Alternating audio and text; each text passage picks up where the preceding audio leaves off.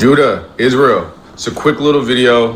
God does not want any celebratory dances around the destruction of the Gentiles. He doesn't want you celebrating their destruction in dance and song.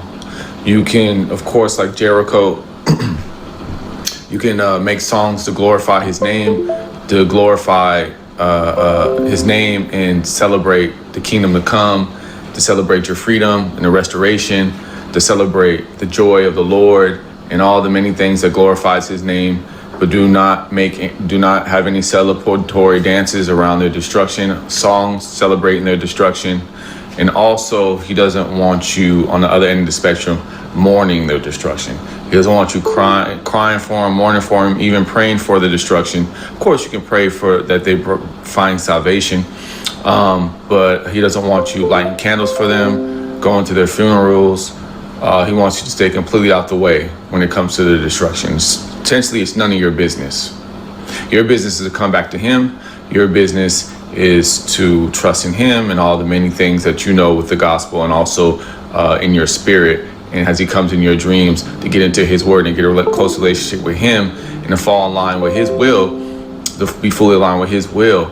But as far as praying for the end of their destruction or praying for them while they're in their destruction, if it's not about coming to him, it's none of your business. So he doesn't want you celebrating their destruction with song and dance. That's very important.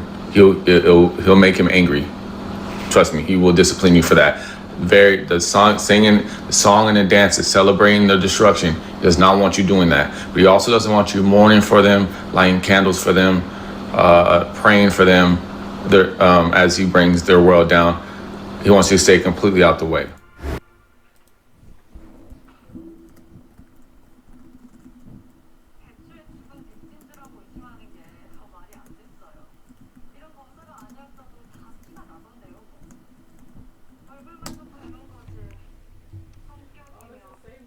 Shalom, shalom, Israel. First and foremost, I want to give all honor, glory, and praise unto YAHAWAH, SHAMAIWAN, HAITIANS, double honors to the elders and apostles, great millstone. Shalom to mighty Akim, YAHAWAH, who are diligently waiting to be delivered from this final captivity, as well as a speckled bird that may look like the other nations, but are actually Yasharallah. This is Brother Kawakab coming at you with another lesson.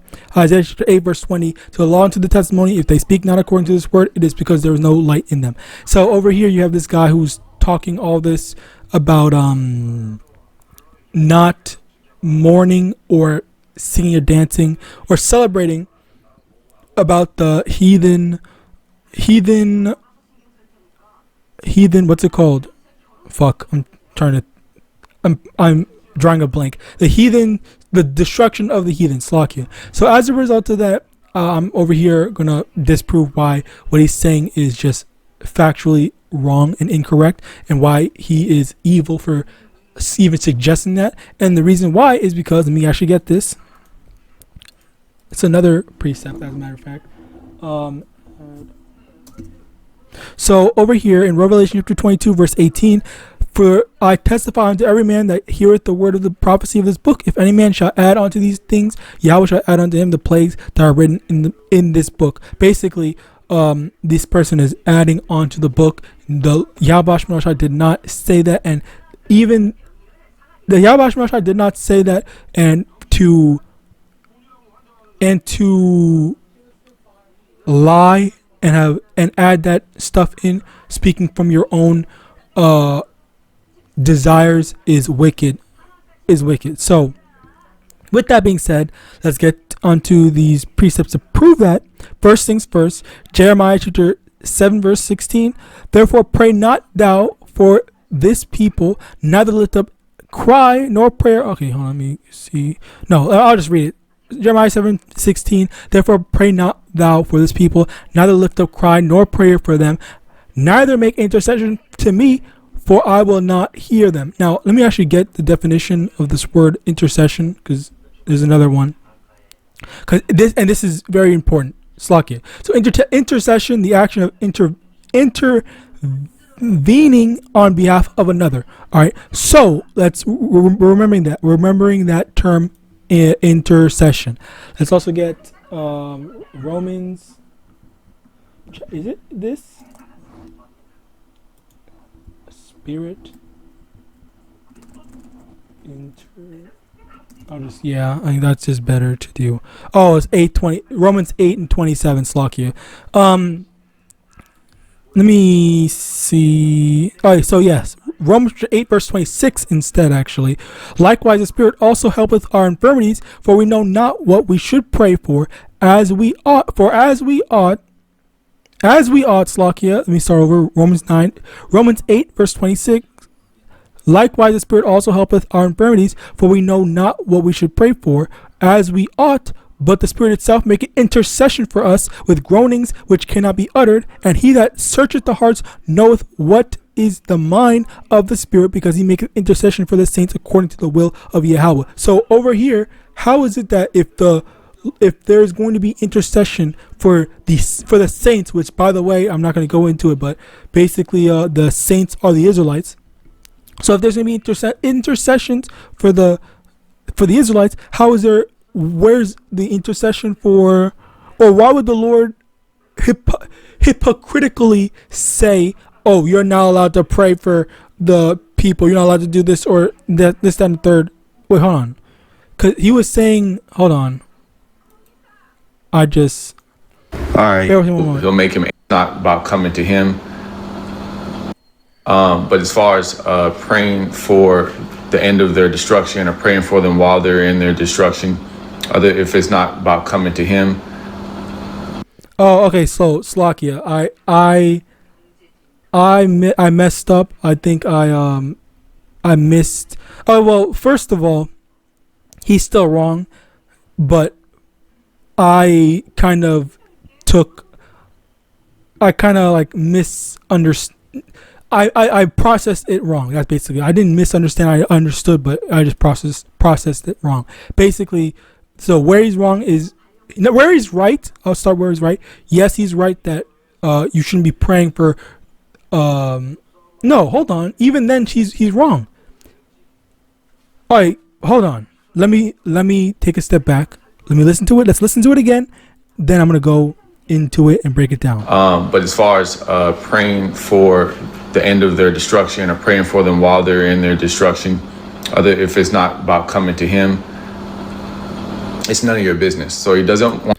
Okay, so he said if you pray for their destruction to end, like as if like you praying to help them, praying for them to be helped, then that's where you're not allowed to do it. He's also praying. Not praying. He's also saying that if you pray for them to go on to return to YAHAWASHI or come to YAHAWASHI, whatever, all right, then that's another part. And this is Gentiles, by the way.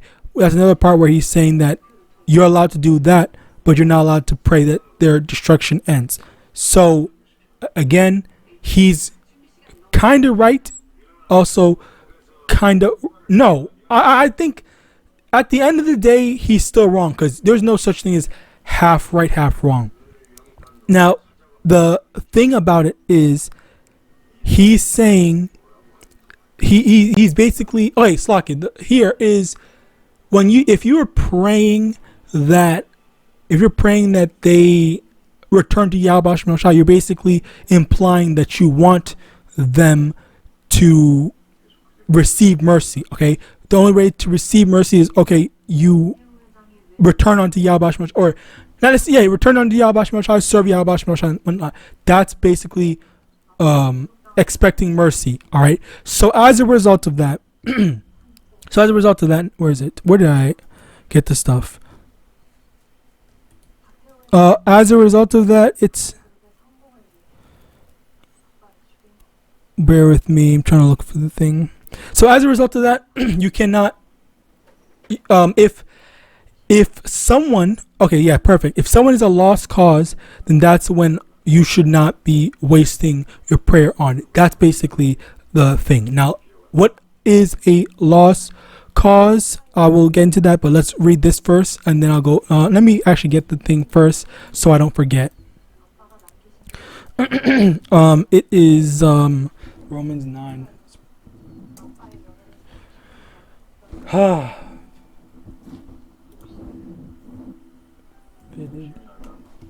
So over here in Jeremiah chapter 7 verse 16. Therefore pray thou not. Jeremiah 7:16. Therefore pray not thou for this people, neither lift up cry nor prayer for them, neither make intercession to me, for I will not hear thee. Slakia. So with that, all right, the issue is that when you are trying to say, please let these people come to YAHAWAH, please let these people be spared or whatnot, you are going off. Okay, so objectively you are going off. And on top of that, the thing is that if you're if you are hoping that these people return unto YAHAWAH, you are basically asking that they receive mercy. Okay, because if someone is following after YAHAWAH, then that's where the mercy lies. The Lord's going to have mercy on his servants. All right, now continuing on over here in Romans chapter 9 verse 22, no, verse 21, hath not the potter power over the clay of the same lump to make one vessel unto honor and another unto dishonor? Whether he how willing to show his wrath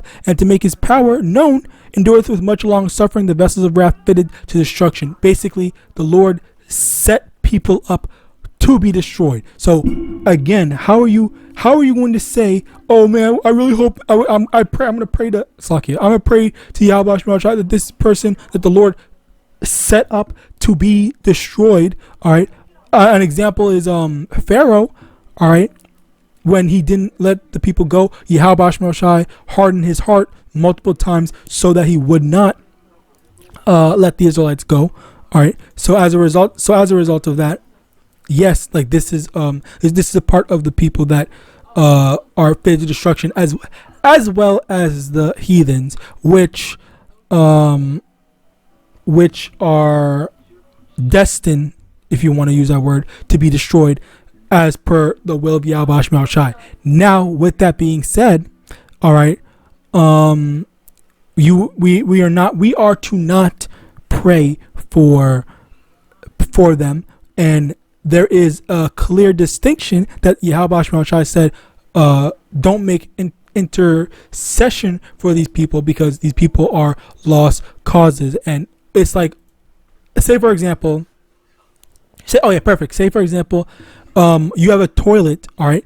If a toilet is meant to be used for shit, all right, for the nastiness of what we use toilets for, all right, if that's the case, all right, are you going to tell the maker of the toilet, oh man, I'm really going to can you please not use this toilet for can you use it for something that's nice or whatever? Like, obviously the person's gonna look at you like you're crazy, because like, why are you saying this is a freaking toilet? This toilet is made to be used for filth, but yet you're over here trying to say, oh, don't use it for filth and whatnot. So again, that's where it's like the Lord established certain things, and for you, and it's not up to you. But over here, Romans 8 verse 26, likewise the Spirit also helpeth our infirmities, for we know not what we should pray for as we ought, but the Spirit itself maketh intercession for us with groanings which cannot be uttered. And he that searcheth the hearts knoweth what is the mind of the Spirit, because he maketh intercession for the saints according to the will of Yahweh. So the thing here is that YAHAWAH,